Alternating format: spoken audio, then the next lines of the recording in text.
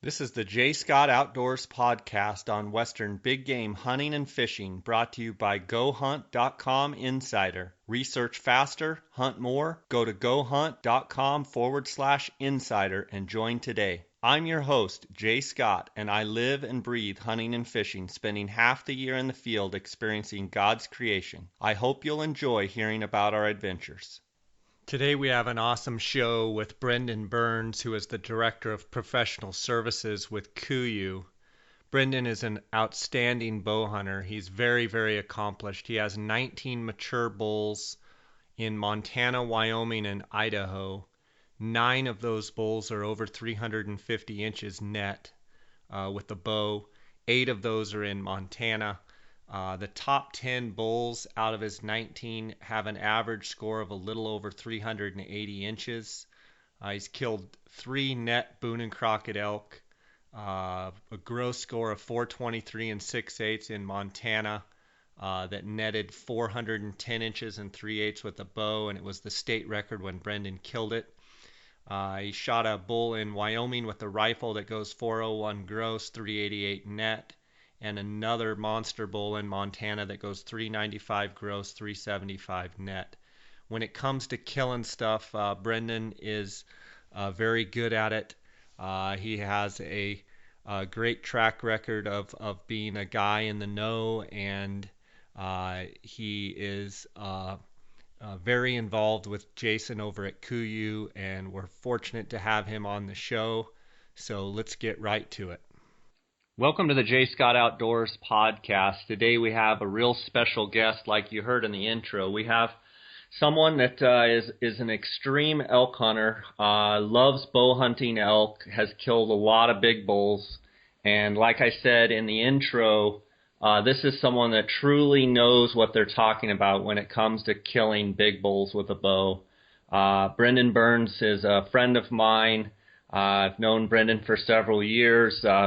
Fortunate to have Brendan and Jason from KUIU come down and hunt Mexico with us. He shot a real nice Coues buck, and Brendan is just a real credible, great elk hunter that is just truly a predator. And look forward to picking his brain, and I know that you listeners are going to enjoy it as well. Brendan, how you doing? Doing great. I don't know if I can follow up with that intro, but yeah, I appreciate it. Great. Thanks for having me on. Yeah, I'm excited to talk to you about all of these different elk that you've shot with a bow. And first, I wanted to ask you, where did the passion for archery elk hunting, where did that come from, and how did that all just get inside you, and what caused all of that? Well, a little bit about my background. My dad was paralyzed in a horse accident when I was 2 years old. So he was he's still alive today, but big hunter. And I grew up I always had the passion for, I just loved hunting since I was little. I don't know if it's born in you or whatever, but when I was, and my dad always took me out when I was younger, and elk was just kind of one of those things that was just unachievable. I mean, my dad, close to the road, 3-wheeler, 4-wheeler, all that kind of stuff that you could get around. But elk was just one of those things that just wasn't accessible to me as a little guy. And it was, I don't know, it always got to where I never saw enough of them.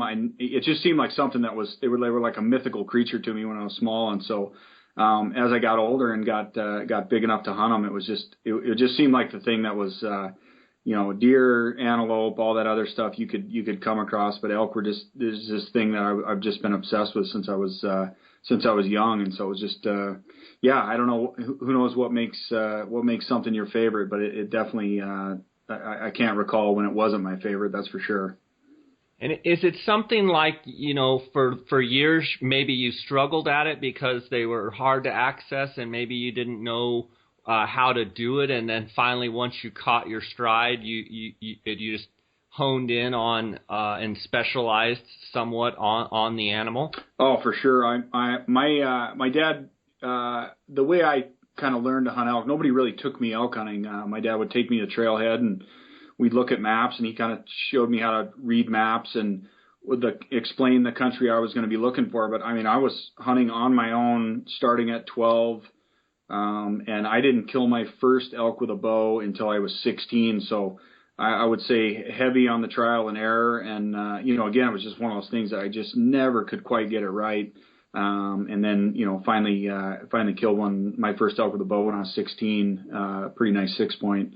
Not because I was looking for a 6-point, because it happened to be the only elk that, had gotten within bow range that I could get on the ground. So, but yeah, I mean, it was one of those things. I look back, still to this day when I, you're in the woods and you come across a spike who seems unusually dumb. We've all run into him, and I just go, man, where was that elk when I was 12? Yeah, I know the feeling. Brendan, with 19 mature bulls under your belt and 9 of those over 350 inches net with a bow, at what point did you finally say, I want to start killing big elk?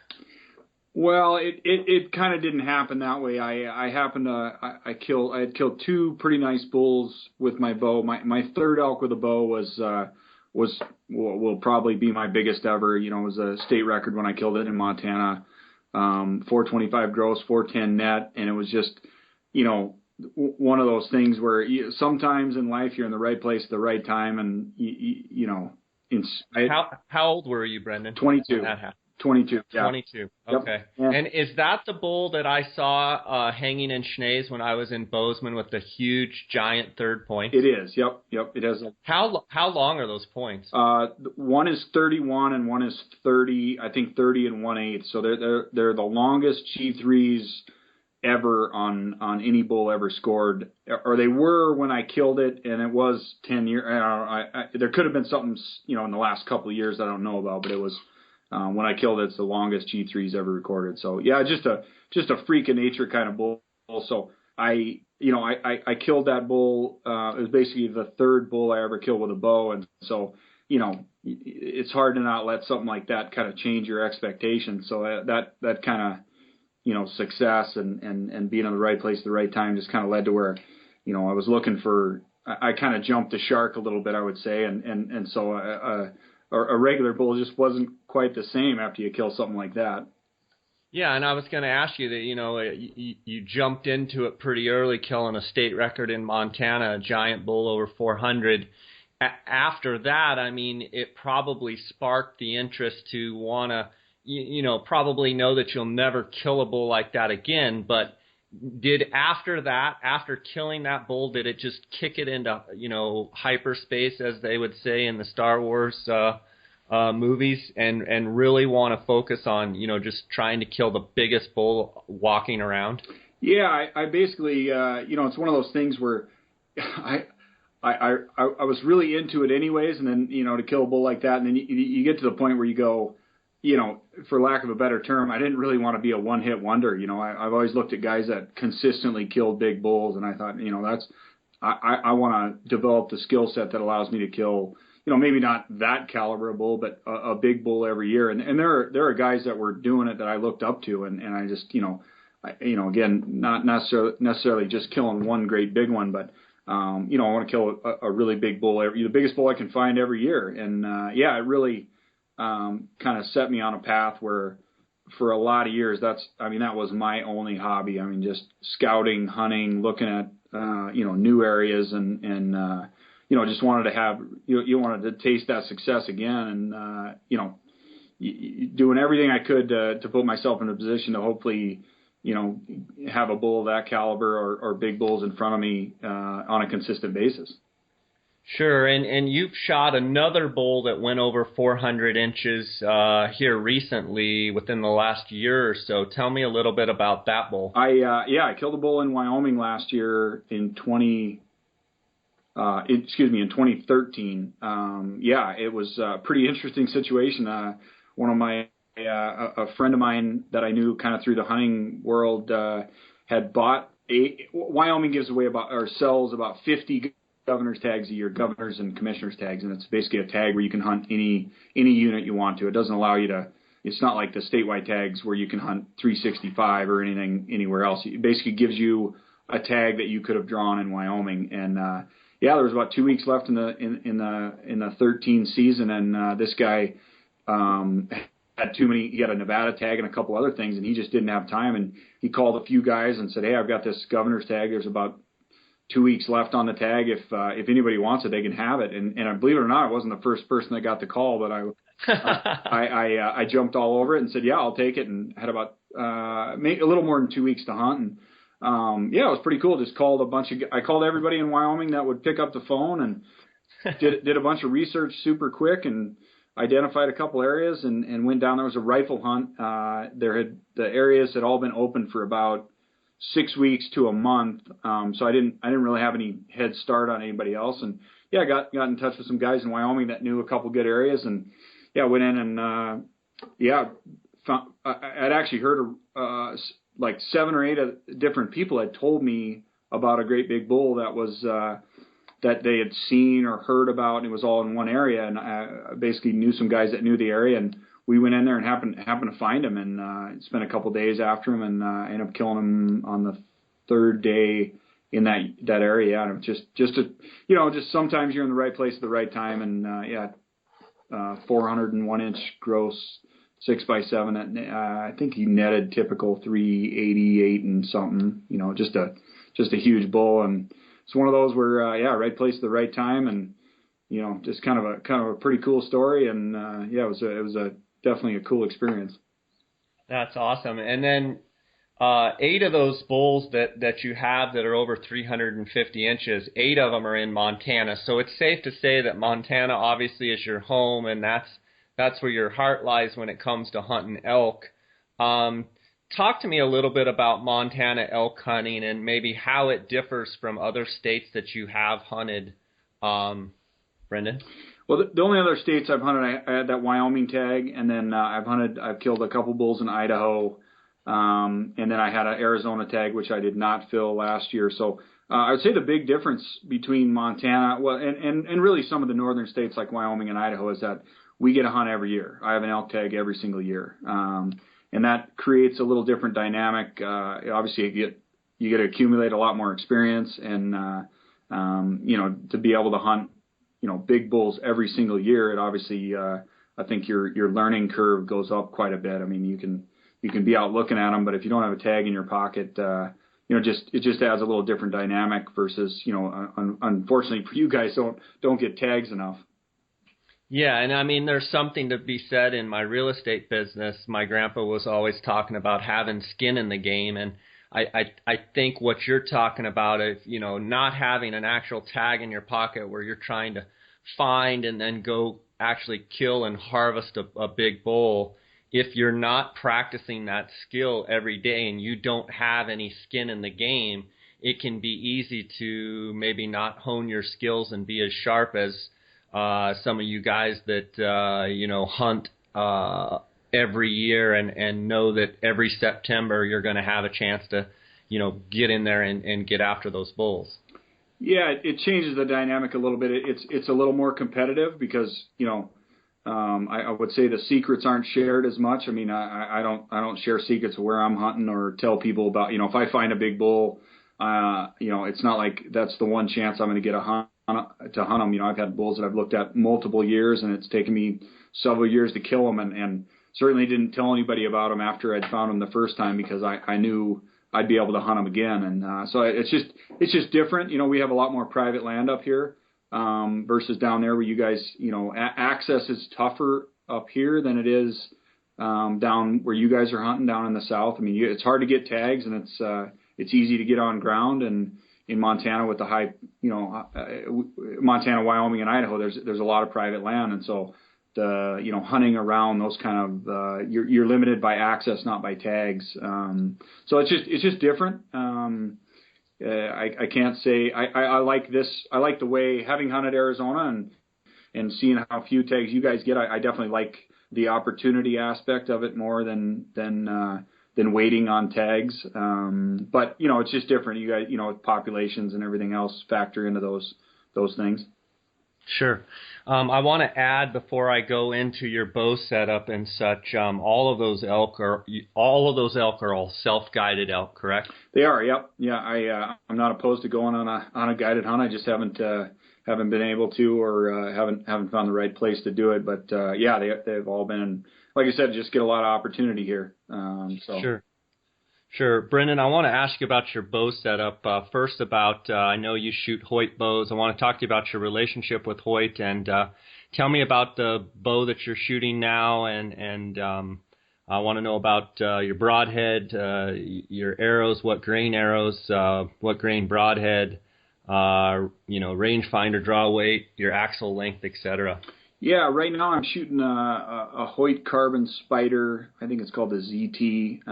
Really like the carbon bows. I've been shooting a Hoyt since 2004. I don't shoot a lot of other bows. I don't know how it compares to everything else. I've just always shot that. I've always shot Hoyt. I've never had anything fail on me. It's just a bomb proof. I shoot it really well, and so I just kind of stuck with what works really good for me. I like the carbon bow.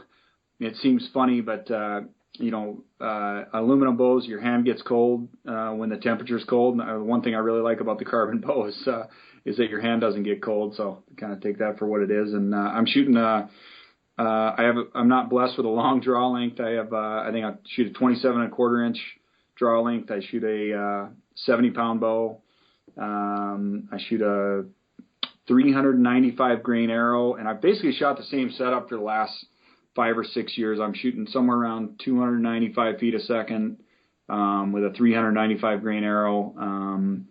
Right now I'm shooting a Helix broadhead, which is a single bevel cut-on contact broadhead, and just a really good setup that works for me. I tend to not like to reset my bows up year to year. I shoot the same arrow if it works. I just have kind of stuck with what works for me. I've got great penetration on all the bulls I've killed, and so I've just kind of stuck with what's worked for me.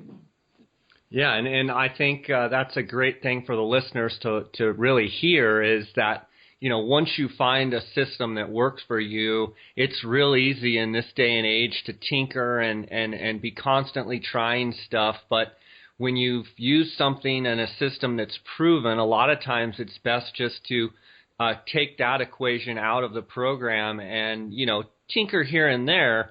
But, if you get too wild going in one direction or another, a lot of times that can be a hindrance when you could be focusing on other things. What are your thoughts on that, Brendan? Yeah, it's I know guys that change everything every year or whatever. I shoot a trophy taker fall away rest. I've been friends with Dan for a long time. I shoot a slider sight, a 3-pin slider sight that I just shoot stuff that works with my brain that I don't have to think about. It's been long enough that I've shot them that I never have any confusion run around. I just want to shoot stuff that it's like second nature, and the longer I shoot it, the easier it is for me to, I don't have to adjust anything. I don't have to think about it. Just, I know how it works for me. So I know a lot of guys that are really good archers and guys that tinker with a lot of stuff. So rather than doing that, I generally just call them and find out what the best new things are, if something I'm missing out on. But I basically shot the same setup for a long time and works really good. And so I tend to, I'm kind of a creature of habit. Sure. And tell me a little bit about your practice, Brendan, as you move through the summer. Well, first, throughout the year, are you shooting all the time? Maybe give me your frequency in shooting, and then tell me as the summer progresses, as archery elk season is getting closer, walk me through a little bit about how you practice and maybe the frequency and how many arrows a day and kind of your system that you do. Well, it kind of varies on weather and stuff like that, but I have a 80-yard range in my yard. I don't do any like 3D competitive, anything like that. Everything I do is based on, making myself a better hunter. So I shoot field points if I'm messing around with a new setup or kind of, trying not to, smash through a bunch of targets all the time. But I pretty much everything I do is just trying to hone my system for elk season. So, I mean, about, mid-May and June when the weather gets nice, I start shooting my exact hunting setup, including broadheads. It wrecks a few targets, but I just find that I don't want to be switching stuff before the season. I mean, I shoot broadheads. I mainly practice from 60 yards out. I'll shoot a few shots every day, 40, 20, and all that, but I pretty much just shoot long range from 60 to 120. I've just found that the better I can shoot at long range, the better it makes me at close range, and so I just practice. And as far as daily, I work from a home office, so I'll probably shoot, towards elk season, I'll shoot 5, 6, 7 times a day, 8 to 10 arrows at a time, just pop out and shoot a few times, or I just try and keep it, just try and keep my system to where I'm shooting real good. And I try not to shoot spots very often. I've got a few 3D targets. I try and just be real consistent. I want to I don't want to turn into a mental midget with I have a real short memory when it comes to shooting, and if I make a bad shot, I just forget about it and just realize that when it comes to elk hunting, it's a pretty big target, and I just need to be pretty accurate and be able to put it in a 4 or 5 inch circle every time. So I don't really try and micro tune and get too worried about really, really detailed stuff. It seems like that makes your brain work too hard and maybe create some mental issues with shooting. I just want to shoot pretty consistent and be really good, and and try not, like I said, I try to have a short memory. I don't want to think about the bad shots and only look at the good shots. Sure. And Brendan, when you're out there practicing, when you do have some, go into some shooting slumps, or you do have some days when you're not shooting as good, what would you say your weaknesses are, or how do you handle those weaknesses when you get into a deal where you're not shooting as well? What do you do? I generally hang up the bow and try to forget about it. I've never, knock on wood, I've never struggled with target panic. I just try and take every shot as it comes. And I, like I said, I've had some times where I've shot spots a lot, and I've noticed I've been wiggling all over the area and stuff. And I've just basically tried to keep it consistent, not try to overthink it. I know my setup's good. I know if something's not wrong with my bow. If I'm just not shooting good that day, I generally just go hang it up and come back the next day and try and have a good session. But the mental aspect is, I've seen guys come unraveled, and I've been around some friends that have had trouble shooting, and it's something I've really tried to avoid, and have thus far, like I said, knock on wood, been able to avoid it. So I just try and keep real consistent.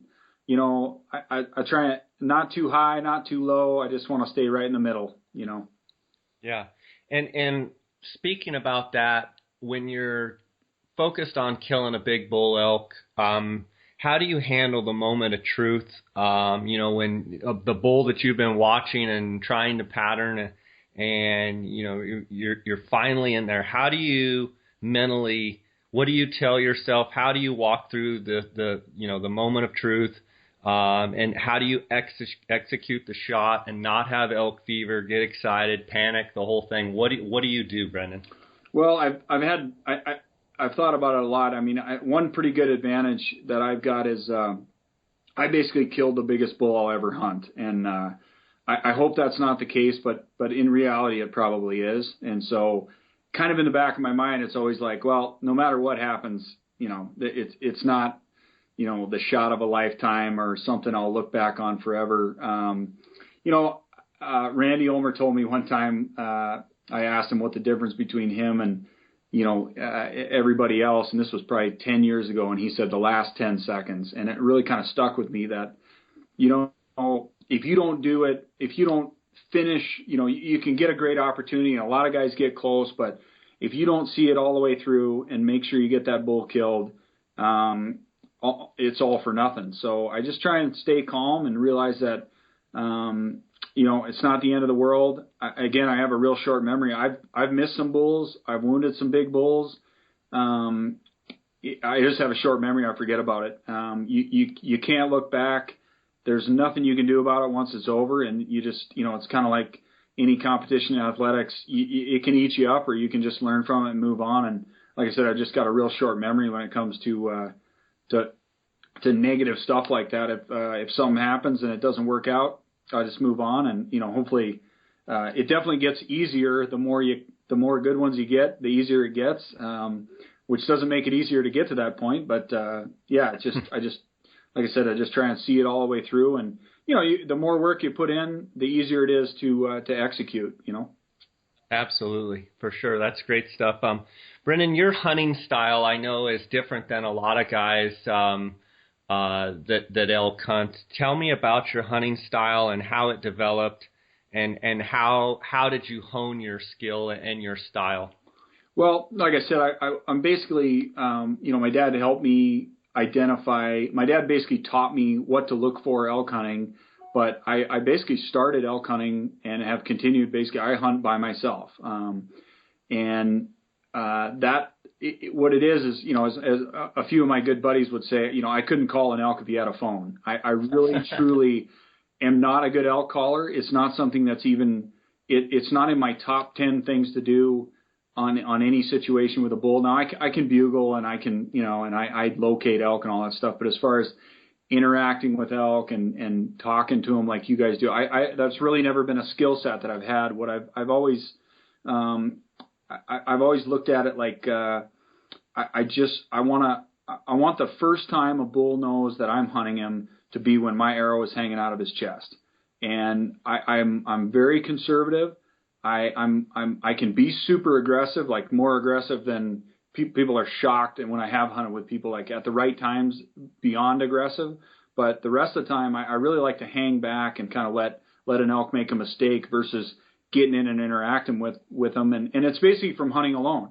I have rarely ever hunted with. I've got a few hunting partners that we, have hunted together a few times, but the majority of the elk I've killed alone and by myself.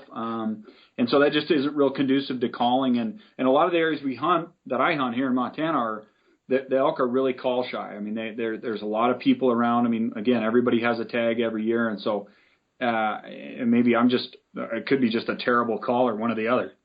It's never been something that's worked well for me. So, it's more of a still hunting, kind of a outside observer type style and spot and stalk. And again, I don't think, and it may step on some toes, but I don't think you can call and specifically kill, or at least I can't anyways, can call and specifically kill a bull you're after. I mean, most of the bulls that I've killed, I've actually seen that bull, identified that bull as that's a bull I'm after, and then tried to kill that bull. Well, calling is such a broadcast thing that it's just never worked well for me, and so I've never really taken to it. And you kind of lean towards what you're good at, and so like I said, hunting Sure. alone has kind of led towards the style that I hunt.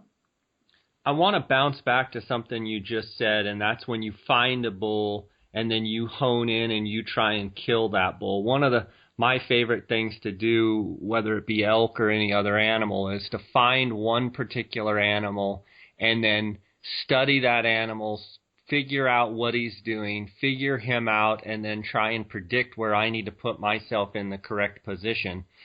Talk to me about identifying a particular bull that you want to kill, and what are the steps that you take then to execute and harvest that bull? Well, it seems like it varies year to year. Some years you can find a great big bull, and that's kind of your target bull, and others you can't. And I don't know what it's whether, how much energy you put into it or how much scouting you're doing or anything else. But, I really enjoy killing specific bulls that I've been after. I usually nickname them. My wife always thinks it's funny. They always end up with a nickname, and they kind of become an obsession, for that season or several years sometimes. But,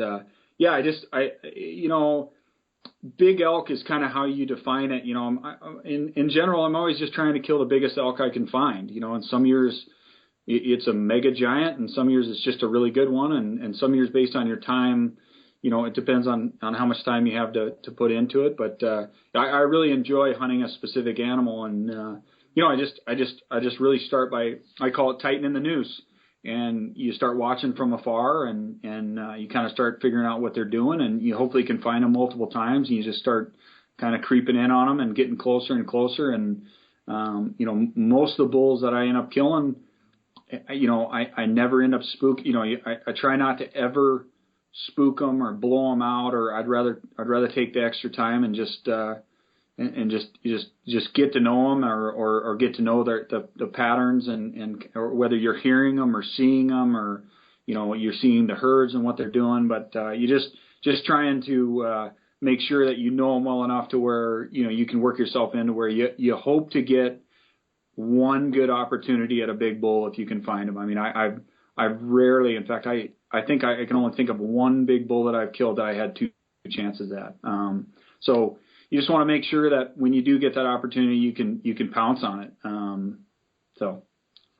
Brendan, there's so much that goes on in the hunting industry, and people talk about trophy hunting as opposed to meat hunting, and we're all hunters, and everybody has their own reason for hunting and what have you, and some never look at the antlers, but most do, and most guys that I hunt with, most guys that I talk with, even fishing. I mean, people fish, take the fish home and eat it, but everybody likes to catch a big fish, just like everybody likes to kill a big bull.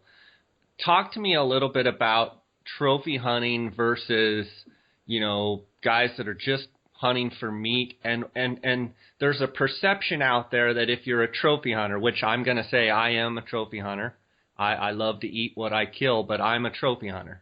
Talk to me a little bit about your perception in the industry. I just see a negative slide sometimes on people that are specifically focused on one animal, trying to kill that animal, the biggest bull they can find, and spending, the whole season trying to kill a trophy, a trophy.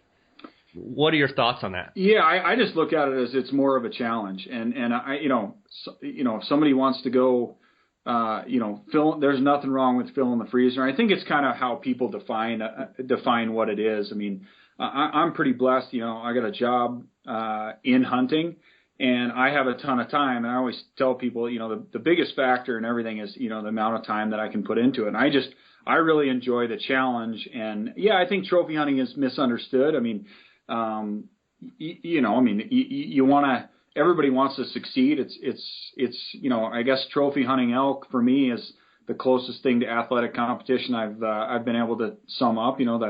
The big bull that I killed last year doesn't, the elk that I killed that I'm going to hunt this year does not care what I've killed in the past.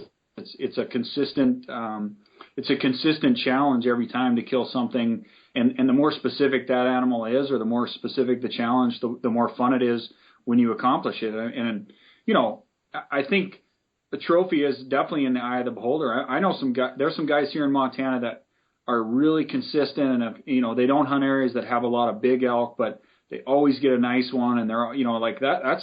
That's a trophy in that area. I mean, it's not necessarily the score that means anything. I mean, I love killing big old bulls, and I really love killing big old bulls that I've seen before and named and watched, and it just makes it more special to me. I mean, it just depends on what you're into, how much time you have, and what you're looking for. There's the trophy hunting. It just makes it more fun for me. Is basically what it boils down to. Sure, and by being choosy and trying to kill a specific animal, I mean, it allows you to spend way more time in the woods. And if you love it like you do and like I do, one thing I try and tell people is, if I was just out there trying to kill a bull, I'd be done on the first day just about every time. And it allows me to spend 30 days in the season, chasing them and watching them and listening to them bugle. Is that kind of how you approach it as well? Yeah, I don't want it to be done. I mean, just, again, it boils down to time. I have the luxury of I can basically hunt as long as I want chasing one elk, and that's a real challenge to kill the specific bull you're after. And some years it goes good, and some years it doesn't go as good. But I love to actually hunt. It's not about killing an elk or finally getting one on the ground. I mean, I love to hunt elk. It's my I've been blessed to hunt all over the world now, and lots of different animals in North America and all over. And aside from sheep and really sheep and elk are the two things I just love to hunt no matter where it's at. So yeah, it just gives you more opportunity. And I don't have any other hobbies. I mean, I've got a 2.5-year-old son and I'm married but as far I don't fish hardly anymore and hunting's just it's what I love to do. So yeah, I don't want to end it early. And occasionally you'll get one early and get the big guy killed, but yeah, it just makes it more fun. Absolutely. You had just mentioned getting to hunt all over the world. You just got back from an awesome trip like a day or two ago from Argentina. As much as you love to hunt elk, you wanted to go hunt the cousins of the elk, the red stag, down in Argentina. Can you tell me a little bit about that trip? Yeah, it was a really cool trip. I just got back a couple days ago, and I went and I hunted in Patagonia, in the Andes. One of our outfitters on our guide and outfitter program at KUIU, at one of the shows this year came up and said, we were talking gear and getting them set up, and he basically invited me to come down and go red stag hunting down in Argentina. And the beauty of red stag is in the southern hemisphere is their fall is our spring. So they're just coming into the roar when I went down there. So yeah, I flew down to Buenos Aires and then flew down to Patagonia and went in on it was a heck of a hunt. I mean, it was eerily similar to Montana. I mean, we were flying in, it looked like any airport in Montana, and the mountains were very similar to Montana and northern Wyoming, in the Rockies here. They had more of a hardwood feel to them. And we did a 40 to 50 mile horseback ride into the Andes and hunted a national park, which is kind of like would be considered like national forest here. It's undeveloped area. And I killed a really nice stag in a big hanging basin up in the Andes, I guess about a week ago. And it was a heck of a hunt. They're a really cool animal. They're kind of misunderstood. It was a really cool trip, and a lot like elk. It was like elk hunting, only down in Argentina, and it was a really cool trip. Were they roaring, or did you just miss the roar? We just missed the roar. It was I killed 2 stags down there actually. We killed one on a big cattle ranch on the last day that they have leased. That's just a monster place, and they were kind of at the very tail end of the roar there. But when we got up in the mountains, they hadn't had rain for over a month, and it pounded the whole time we were there, rain. So we missed the roar. I did hear the stags roaring a couple times, but we were basically on the tail end of it, which I definitely want to go back and catch it during the middle of the roar. But it was the mountain hunt I did up in the Andes was basically kind of like hunting post-rut elk. They were kind of getting their nutrition back in them, feeding above timberline, just trying to get caught up from a long year. In fact, the stag that I killed had 2 broken brow. He broke 4 points off his rack during the roar, so he was pretty busted up. But it was really cool, and they're a neat animal for sure. That's awesome. That sounds like a cool trip. I can't wait to see the photos and stuff from that hunt. Getting back to elk and archery elk hunting specifically, what is your strategy to finding big bulls? What type of country are you finding? What are some of the characteristics that you've seen over the years to figure out that these big bulls like to hang in? Well, I kind of have a spreadsheet kind of mentality of a checklist of things that increase the odds of an elk growing to maturity. I mean, the one thing I don't think a lot of people realize is the majority of the biggest bulls are between 8 and 14 years old. They need to get old age to get big, and so you got to look at an area and go, does it have the feed? Does it have the habitat? Does it lack the pressure that'll allow them to get old? So I generally like to hunt areas with some agriculture, for higher food. I like to hunt areas that have low rifle hunting pressure. Limited rifle tags is kind of my number one. Like I rarely hunt an area that has, general tags. And of course in Montana, it's a 6-week general rifle season in a lot of areas. So I think only twice I've killed good bulls in general areas. But I like to hunt areas that have limited rifle hunting opportunity, and it allows the bulls to get older. And it just, I just want to increase, before I even start scouting or looking around or looking for specific bulls, I want to put all the odds on my side that a big bull will be there. Sure. Sure. Absolutely. That's, you can't hunt a big bull if he's not going to be there, right? Yeah, I mean it's the number one. People are like, oh, what are you after this year? It's you can only kill what's there. You can't make them appear out of thin air, and they don't. They have to be there to find them, and so I just try and put myself consistently in areas that will grow an elk, that will allow an elk to get to the age and the size. Genetics plays some part of it, but I would say age. For a bull big enough that I'm normally trying to hunt, age will generally get them there. Sure. Brendan, are you on a lot of your archery elk hunts, are you backpacking way back 15, 20, 30 miles back into the backcountry, or do you find yourself hunting flatter ground, or what's the main ingredient there? I have done some backpack hunts. I killed a bull last year way in, a really tough hunt, actually a late season hunt. But in general, our biggest elk do not occur in the backcountry, and that kind of, some people find that hard to believe. But the best food, the bulls that live way back in the backcountry, they winter really hard. They spend half the year starving to death, and they don't have access to agriculture or really good feed. So in general, in Montana and Wyoming and Idaho, a lot of the best areas that hold the biggest bulls are not that far from the road. I would say majority of the bulls I've killed are day huntable. 1 to 6 miles in, but rarely. This is a state where there's a lot of people with a lot of tags, and there's a lot of guys that are pretty serious. I mean, a real high percentage of them. And a few years ago, 10, 15, 20 years ago, you could outwalk people. You can't outwalk people anymore. I mean, I have seen people so far in, it's unbelievable, and lots of them. So you just have to hunt smarter anymore.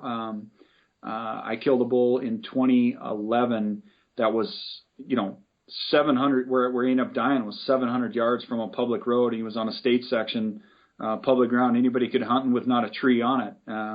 You just have to be smarter. You gotta think.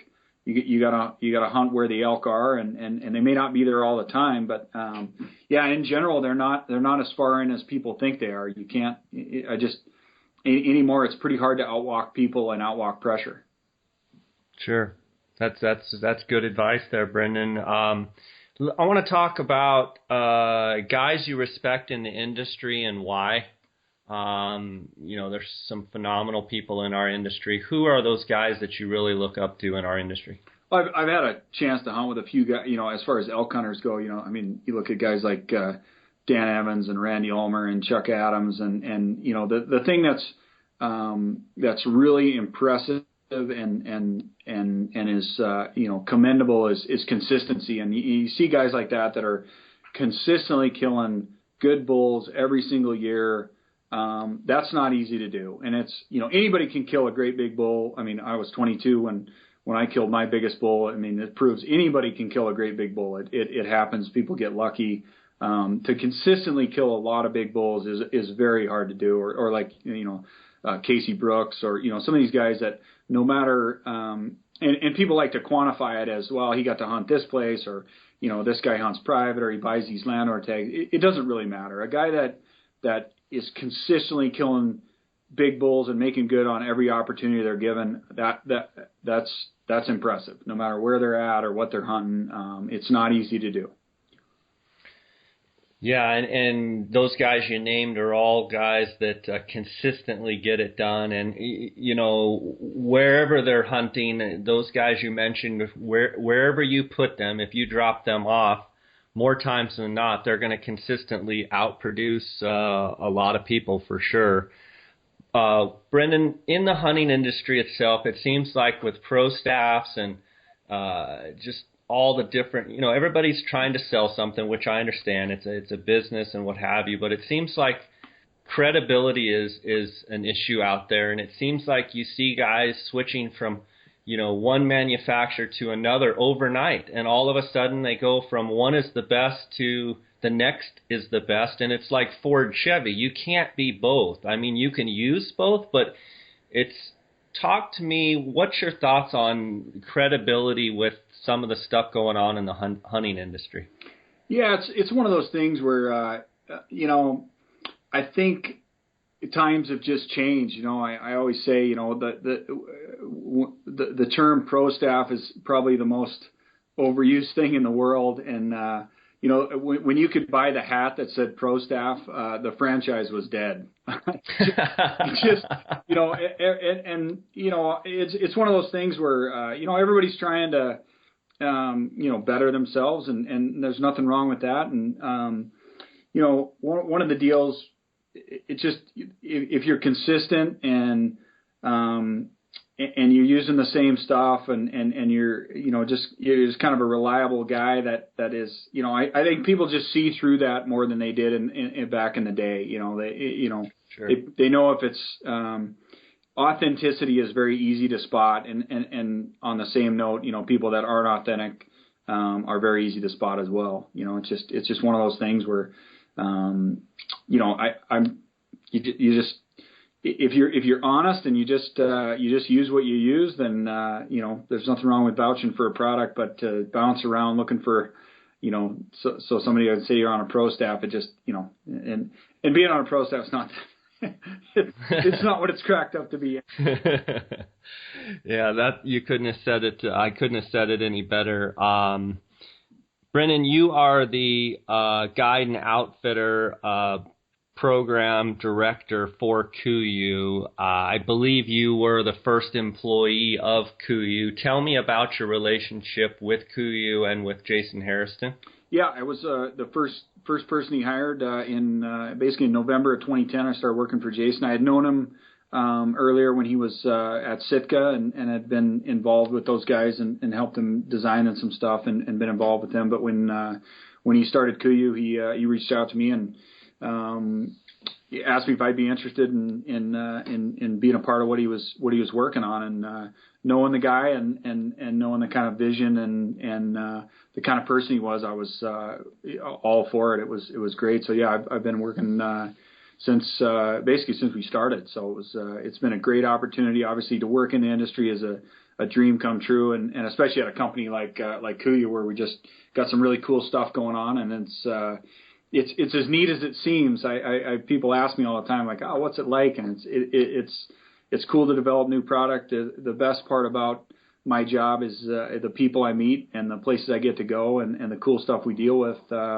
Whether it's customers or outfitters or guides or it's a really cool job. From your perspective, knowing both you and Jason like I do, from your perspective, what makes Jason, and what makes KUIU? As far as, to me, they stand out above. When I sit down and talk with Jason, when I've hunted around Jason, he's just a step above people. It's like he's down to earth, but he's also has the extreme book knowledge. What is it about Jason that makes him who he is? Yeah, I mean, he just is on the next level as far as development stuff and fabrics and designs and I mean, like I said, he's actually that way. He's always tinkering with something. Like, people are always like, man, what new stuff do you got coming out with? I can't even tell you how many prototypes or new designs or gear that he's tinkering with all the time. It's pretty cool to see, and when you're around somebody that is driven to produce stuff that basically solves problems. He's a big problem solver. He looks at everything he looks at and goes, I think we can make that better, or that doesn't seem like the best way to go about that, and when it comes to fabrics and designs and he's driven to build the best stuff, and it's really fun and cool to be around, to see, basically trying to solve the problems in mountain hunting, and there's fun. I mean, development meetings are awesome, and that stuff's really going on, so it's just a fun thing to do. I mean, they always say if you can find something you love to do, you won't work a day in your life, and that's how it feels like working at KUIU. It's just fun, and there's always a lot of cool stuff going on. It's work, but it's interesting stuff. What gear are you using KUIU gear for? And let's talk specifically, one of these times I want to do a bighorn sheep episode with you and talk to you. You've guided some of the largest rams ever shot in the world, and I want to go over some of your sheep gear with KUIU. But let's talk specifically archery elk hunting. What pant, shirt, vest, jacket, boots, packs, hydration, go through what your everyday setup is for your gear. Yeah, it depends on the hunt, obviously, and I assume we're talking bow hunting in early season. Yes. Yes. We've got a couple products that we've added in that, I run into hot weather, even here in Montana. It seems like the more and more, and I don't know if it's global warming or I'm not a conspiracy theorist, but I tend to get hot anymore more than anything. So my system anymore is trying to stay cool during the day, and stay warm when it's cold out. And again, I would say I'm camping out, backpacked in maybe 30% of the time. So not a ton, not the majority of the time. So, my early season elk setup is, we have full zip long underwear, which if anybody hasn't seen those or tried them, they're pretty much the greatest thing ever built. So our Tiburon stuff is our desert hunting stuff, our early season stuff. And I find myself wearing the Tiburon stuff until late September. And the Tiburon stuff it has the air dot technology, yep, right? That lets the air flow in and out of the garment. Yep, it's basically the lightest pant made in hunting. It's an early season pant. They're surprisingly durable for as light as they are. They got the full hip vents, but they just with our full zip long underwear allows me to get in and out of long underwear. Instead of in the morning thinking, oh, should I wear long underwear or not? You can take them on. And let me add to that, the full zip, you're talking where you can basically pull your pants down to your ankles, unzip your long underwear, pull them off, and pull your pants back up in less than, 25 seconds? Yeah, it's pretty quick. It's if you're hunting with somebody that doesn't have them, it's really rubbing it in. Because they got to take their boots off and everything else. Yeah. So I use that, and then Tiburon pants. I use a super lightweight shirt, generally a long sleeve T-shirt, like a 125 or 145 merino. My second layer, I like either the Tiburon shirt or we've got a heavier merino, and we've got some new stuff that we just came out with called the Peloton, which I've been using, which is a really high performance fleece that I really like. And then I wear a vest a lot, our guide vest. It's kind of like a saddle blanket. When I'm carrying a pack, I just really like to have a vest, and it's more out of habit than anything. And then anymore, I've basically I have a super down, a micro insulation down jacket in my pack, and then when it comes to elk hunting, the lightest rain gear we make, which is our new Ultra NX rain gear, or the Chugach. And so I try and, just like sheep hunting or everything else, I try and keep it as light as possible. I'm a minimalist. I would rather have a little bit less than I need, especially early season where you're not really going to you're not really going to have a problem with wet. If you do get wet and cold, you can get out to your truck or if something freak happens, I don't plan for a freak storm. I basically plan for kind of normal weather and deal with whatever comes. And, as long as you can stay dry, you're pretty good to go. So that's kind of my full system elk hunting, gaiters. And then, I just try and go as minimal as possible. I like to be able to move. I want to be able to cover as much country as I can. If I'm day hunting, I take as small a pack as I can. If I'm not going that far, a lot of times I won't even take a pack. Just carry one water bottle in my back pocket, my rangefinder, my release, and my bow, my tag and camera in one little pocket on my belt, and that's it. The least I can get away with, that's what I want to take. So you're very much a minimalist. Yep.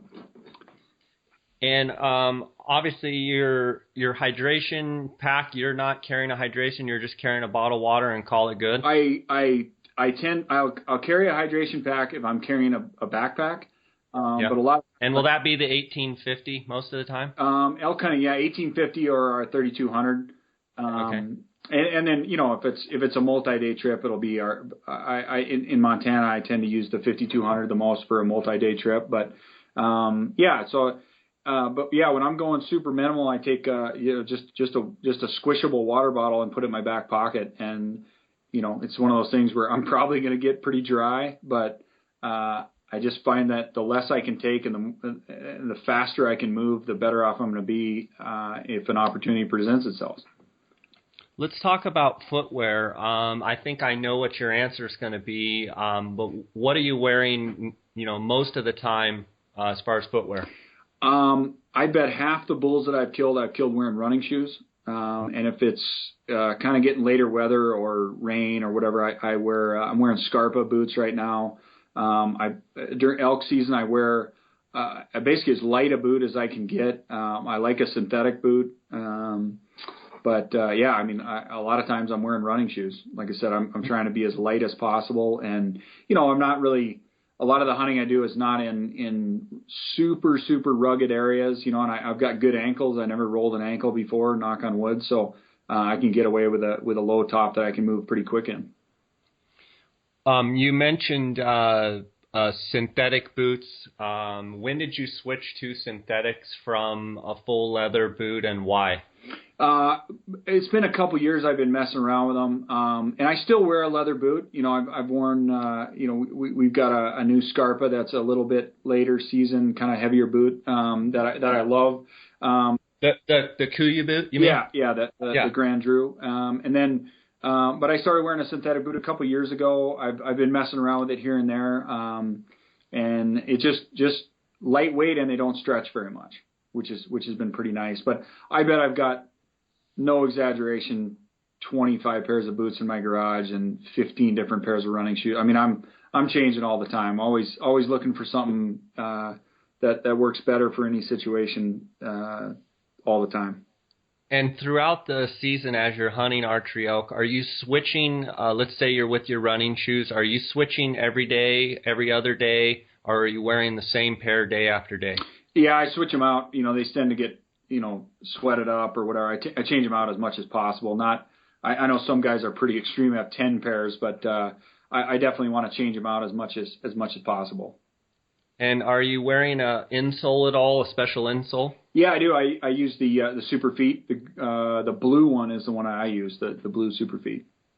And I believe, is the blue one for high arch or low arch? I think low arch. I got a pretty flat foot. Okay. And are you pretty happy with the Super Feet? I am. Yeah, I've been using them for a couple of years, and they don't seem to absorb much either. They're pretty.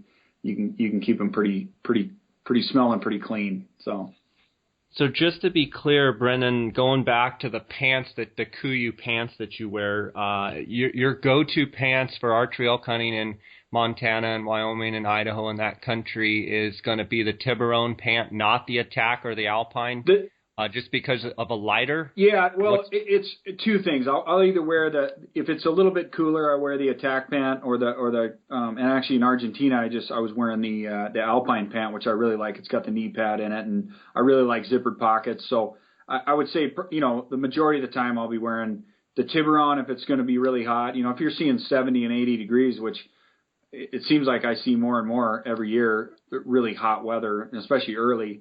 If not, I switch to the Attack pant and the Alpine pant. I really like that Alpine pant. I like the zippered pockets. I like the knee pads in it. So yeah, it just depends on the situation. All the pants have hip vents, so it's nice. You can vent them, and I'm just looking to be as comfortable as possible and be able to move as fast as I can most of the time. Sure. Can you tell me about the new gear you were talking about? I don't have it yet, the Peloton stuff. I'm not familiar with that. Can you give me a little insight on that? Yeah, it's a technical fleece. It's basically a synthetic line we came out with.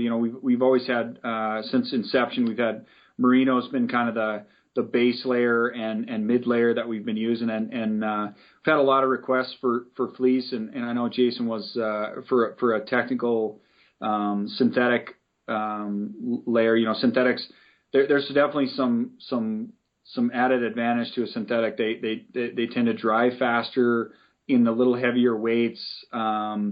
So yeah, we just added. It's just another line.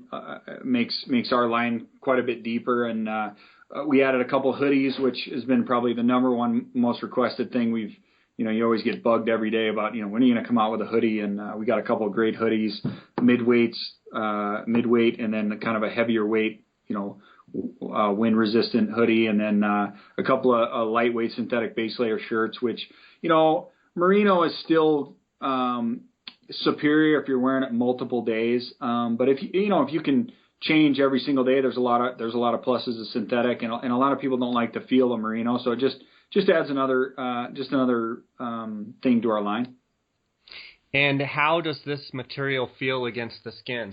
Very soft. Synthetics, no itch whatsoever, and like I said, if you had most of the stuff out there is synthetic, so just about anybody will like to wear it, and it's really nice. I've used it quite a bit now, and I'm really impressed, and definitely just adds another tool to the toolbox. Obviously seems like something else you can that we've added in, but there's definitely a place for all the new stuff.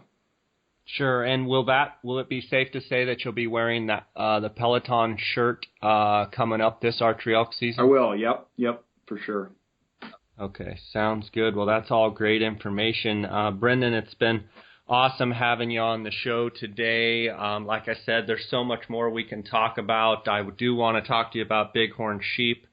You have harvested with clients some of the largest sheep ever shot in the world, and I want to talk to you all about that on another episode. And I just really want to thank you for being with us today, and your success that you've had archery elk hunting and elk hunting in general is awesome, and the passion that you have for it is contagious, and I enjoy always getting an email from you, an update, a phone call, and seeing what you're doing. And what do you have on tap this year coming up for archery elk season? Archery elk season as of right now is Montana. I got one bull in mind that I'd really like to see make a mistake. And so that's kind of I don't really like to hunt multiple hunts a year. I find myself I'd rather concentrate on one. I've had years where I've had multiple tags, and this year as of right now, unless I draw anything Nevada, Utah, stuff like that, I'll definitely just be hunting Montana and looking forward to it. So that's awesome, man. Well, I can't wait to see what you get this year, and I know that you just love chasing those big bulls, and my hat's off to you for the success you've had, and thanks for talking to us about the gear, and you're a great guy for Jason to have, and I know he was happy to have you as his first employee. And I think one of the things that makes you guys' relationship work so well is you're not a guy that's a yes guy.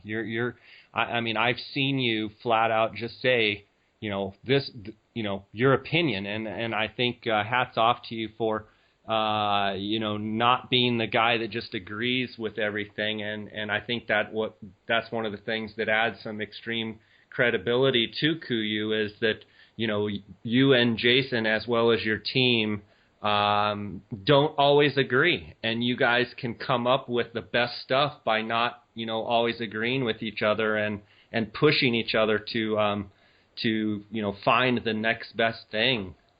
So my hat's off to you for that. Well, thanks for having me on. And it's definitely fun. And there's no right answers to everything. So it's pretty cool. And I appreciate you having me on.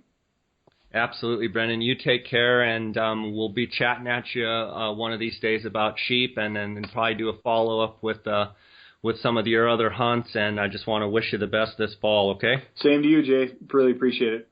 Have a good. All right. Take care. Yeah. What an awesome opportunity to get to talk to Brendan Burns about some of his experience with archery elk hunting, and I can't wait to have him on the show and discussing sheep. Him and his partner have guided for the largest bighorn sheep in the world. I want to say multiple rams over 200-inch mark.